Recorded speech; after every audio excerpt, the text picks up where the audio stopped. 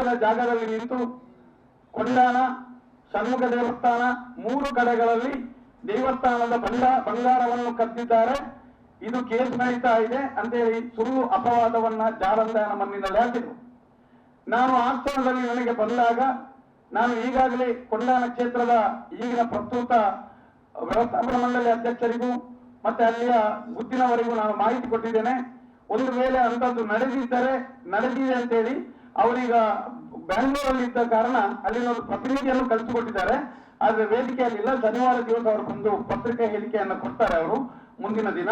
ಇಲ್ಲಿ ಅಂತದ್ದು ಏನು, ನಾನು ಆ ಕೊಂಡಾಣದ ಬಂಟನ ಆನೆ ಹಾಕಿ ಆ ಮುಡದಾಯನ ಆನೆ ಹಾಕಿ ನಾನು ಹೇಳುವಂಥದ್ದು, ನಾನು ಕೊಂಡಾಣದ ಭಕ್ತನಾಗಿದ್ದೇನೆ ವಿನ ಅಲ್ಲಿಯ ಒಂದು ಕಮಿಟಿಯಲ್ಲಾಗಲಿ ಅಲ್ಲಿಯ ವ್ಯವಹಾರದಲ್ಲಾಗಲಿ ಯಾವುದೇ ಒಂದು ರೀತಿಯ ಅವ್ಯವಹಾರವನ್ನಾಗಲಿ ಬಂಗಾರವನ್ನಾಗಲಿ ನಾವು ಕಟ್ಟಲಿಲ್ಲ ಅಂತ ಹೇಳುವಂಥದ್ದು. ಮತ್ತೆ ಇದು ಇವರು ಹೇಳಿದಂತ ಕ್ಷೇತ್ರಗಳು ಈಗ ಷಣ್ಮುಖ ದೇವಸ್ಥಾನ ಎಲ್ಲಿದೆ ಅಂತ ಗೊತ್ತಿಲ್ಲ, ಎಲ್ಲವೂ ಮುಜರಾಯಿ ಇಲಾಖೆಗೆ ಸೇರಿದ್ದರಿಂದ ಕಂಪ್ಲೇಂಟ್ಗಳು ದಾಖಲಾಗಿರುವಂತಹ ಸಾಧ್ಯತೆಗಳು ಇದೆ. ಆದ್ರೆ ಆ ಕ್ಷೇತ್ರದಲ್ಲಿ ನಿಂತು ಅವರಿಗೆ ಆ ಕೆಮರ ಉಡಿ ಮಾಡಿದಷ್ಟು ಅವರಿಗೆ ಭಕ್ತಿಯೇ ಇಲ್ಲದ ಒಬ್ಬ ನಾಸ್ತಿಕನಿಂದ ಇದನ್ನ ಯಾವ ರೀತಿ ಏನನ್ನು ಬಯಸಬಹುದು ಅಂತ ನಾನು ಹೇಳುವಂಥದ್ದು. ಅದೇ ರೀತಿ ನನ್ನ ಮನೆತನದ ಗ್ರಾಮದ ದೈವದಲ್ಲೂ ಅವ್ಯವಹಾರ ಮಾಡಿದ್ದೇನೆ ಅಂತ ಹೇಳಿದರೆ ಅದಕ್ಕೂ ಮುಂದಿನ ದಿನ ಸಚಿನ್ ರೈ ಮಾಲಿಗುತ್ತು, ಅನಂತಾಡಿ ನೆನ್ತೊಟ್ಟು, ನರೇಂದ್ರ ರೈ ಅವರು ಈ ಬಗ್ಗೆ ಪತ್ರಿಕಾ ಹೇಳಿಕೆಗಳು ಮುಂದಿನ ದಿನ ಕೊಡ್ತಾರೆ. ನಾನು ಪತ್ರಿಕಾ ನನ್ನ ಮಿತ್ರರಿಗೆ ಹೇಳುವಂಥದ್ದು, ದಯವಿಟ್ಟು ನನಗೋಸ್ಕರ ಅಂದ್ರೆ ಸತ್ಯವೇ ಆಗ್ಬೇಕು. ಯಾಕಂತ ಹೇಳಿದ್ರೆ ನೀವು ಇವತ್ತಿನಿಂದ ಈ ಕ್ಷಣದಿಂದ ಇದರ ಬಗ್ಗೆ ಸಂಪೂರ್ಣ ಮಾಹಿತಿಯನ್ನ ಕಲೆ ಹಾಕಿ ಜನರಿಗೆ ತಿಳುವಂತ ಕೆಲಸವನ್ನು ಮಾಡಬೇಕು. ನಾನು ಆ ರವಿ ಪ್ರಸನ್ನ ತಂತ್ರೆಯವರಿಗೆ ಹೇಳುವಂಥದ್ದು, ಒಂದು ವೇಳೆ ಇದು ಸಾಬೀತಾದ್ರೆ ತಮ್ಮಣ್ಣ ಶೆಟ್ಟಿ ಒಬ್ಬ ಕಲಾವ ಅಂತೇಳಿ ನಾನು ಸ್ವಯಂ ಘೋಷಿತವಾಗಿ ಕೊಂಡಾಣದ ಮಣ್ಣಿನಲ್ಲಿ ನಿಂತು ದೈವಾರಾಧನೆಯ ಬಗ್ಗೆ ಮಾತನಾಡುವುದನ್ನು ಆ ಕ್ಷಣದಿಂದಲೇ ನಾನು ನಿಲ್ಲಿಸ್ತೇನೆ.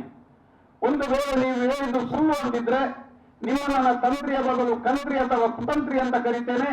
ಮಾತ್ರವಲ್ಲ, ನೀವು ಮುಂದಿನ ದಿನ ನಿಮಗೆ ಈ ಪತ್ರಿಕೆಯಲ್ಲಿ ಬೇಡ, ನಿಮಗಾಗಿ ಒಂದು ಉದ್ಯೋಗವನ್ನ ನಾನು ಹೇಳ್ತೇನೆ, ಅದನ್ನು ಮಾಡಬೇಕು ನೀವು ಸ್ಪಷ್ಟವಾಗಿ ಹೇಳುವಂಥದ್ದು. ಯಾಕಂತ ಹೇಳಿದ್ರೆ ದೈವಾರಾಧನೆ ನಿಯಮದಲ್ಲಿ ಈ ರೀತಿಯಾಗಿ ಇನ್ನೊಂದು ಬೇರೆ ಬೇರೆ ರೀತಿಯಲ್ಲಿ ಒಬ್ಬ ದೈವದ ಜಾಗದಲ್ಲಿ ಕೂತು ಒಬ್ಬ ಈ ರೀತಿಯ ಮಾಫಿಯಾದ ರೀತಿಯಲ್ಲಿ ವ್ಯವಹಾರಗಳನ್ನ ಒಂದು ರೀತಿಯಲ್ಲಿ ವ್ಯವಹಾರಕ್ಕೋಸ್ಕರ ಪೂಜೆ ಪುರಸ್ಕಾರ ಮಾಡುವಂತ ಒಬ್ಬ ವ್ಯಕ್ತಿ ಇಲ್ಲ. ಈ ರೀತಿಯಾದಂತಹ ಮಾತನ್ನು ನಾನು ಖಂಡಿಸ್ತೇನೆ. ಮಾತ್ರ ನನಗೂ ಪತ್ರಿಕೆಯವರಿಗೂ ನಾನು ಮಾಧ್ಯಮದವರಿಗೆ ಹೇಳ್ತೇನೆ, ಮತ್ತೆ ನನ್ನನ್ನು ನಂಬಿದಂತ ನಮ್ಮ ವಿಚಾರಗಳನ್ನು ಒಪ್ಪಿದಂತ ಸಮಸ್ತ ದೈವ ಭಕ್ತರಿಗೆ ಹೇಳುವಂಥದ್ದು, ಈ ಕ್ಷಣದಿಂದಲೇ ನೀವೆಲ್ಲರೂ ನನ್ನ ಬಗ್ಗೆ ಇದ್ದಂತ ಅಪವಾದಗಳ ಬಗ್ಗೆ ಒಂದಷ್ಟು ಮಾಹಿತಿಯನ್ನ ನೀವು ಕಲೆಕ್ಟ್ ಮಾಡಿ, ನೀವು ಒಂದು ವೇಳೆ ಅಂತದ್ದು ತಪ್ಪುಗಳು ನಡೆದಿದ್ರೆ ಸ್ಥಳೀಯ ಠಾಣೆಗೆ ಕಂಪ್ಲೇಂಟ್ ಮಾಡಿ, ಇಲ್ಲ ನಮ್ಮ ಪತ್ರಿಕೆಯವರಿಗೆ ಕೊಡಿ ಅಂತ ಈ ಪತ್ರಿಕೆಯ ಮೂಲಕ ಹೇಳುವಂಥದ್ದು. ಯಾಕಂತ ಹೇಳಿದ್ರೆ ಈ ರೀತಿಯಾಗಿ ನಾವು ಬೇರೆ ಬೇರೆ ಹೋರಾಟದಲ್ಲಿ ಇದು 3ನೇ ತರದ ಈ ತರದ ಹೇಳಿಕೆ. ಆದ್ದರಿಂದ ಎಲ್ಲಿಯಾದರೂ ನಮ್ಮ ಅನುಭವದಲ್ಲಿ ಈ ರೀತಿಯಾದಂತ ಬಂಗಾರ ಕದಿಯುವುದು, ದೇವಸ್ಥಾನದಲ್ಲಿ ಅವ್ಯವಹಾರ ಮಾಡಿದಂತ ಅಲ್ಲ ಅನೇಕ 700ಕ್ಕೂ ಮಿಕ್ಕಿ ದಾಖಲೆ ಇದೆ ನಮ್ಮಲ್ಲಿ. ಕುಟುಂಬಗಳನ್ನ ಸಂಪೂರ್ಣವಾಗಿ ಆಡಂಬರ ಮುಕ್ತವಾಗಿ ಸರಳಾರಾಧನೆ, ಜ್ಯೋತಿಷ, ವೈದಿಕತೆಯಿಂದ ಬಿಟ್ಟು ಯಜಮಾನನೇ ದೈವವನ್ನು ಆರಾಧಿಸುವ ರೀತಿಯಲ್ಲಿ 700ಕ್ಕೂ ಮಿಕ್ಕಿ ಕುಟುಂಬಗಳು ಇವತ್ತು ಸ್ವತಂತ್ರವಾಗಿ ಅವರ ದೈವವನ್ನು ಅವರೇ ಪೂಜೆ ಮಾಡುವ, ಅವರೇ ಆರಾಧನೆ ಮಾಡುವುದು, ಭಂಡಾರ ಇಳಿಸುವುದು, ಬೇರೆ ನಿಯಮವನ್ನು ಮಾಡುವಂತದ್ದು ಆಗ್ತಾ ಇದೆ.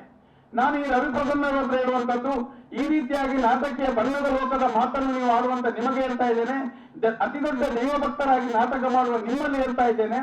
ಈಗ ನೀವು ನಿಮ್ಮ ಹತ್ರ ನಾನು ಹೇಳ್ತೇನೆ, ನೋಡಿ ಭಟ್ರೆ, ನೀವೀಗ ಸ್ನಾನ ಮಾಡಿದ್ದೀರಿ, ಶುದ್ಧಾಚಾರದಲ್ಲಿ ಇದ್ದೀರಿ, ಜರತಾರಿಯಲ್ಲಿ ಇದ್ದೀರಿ.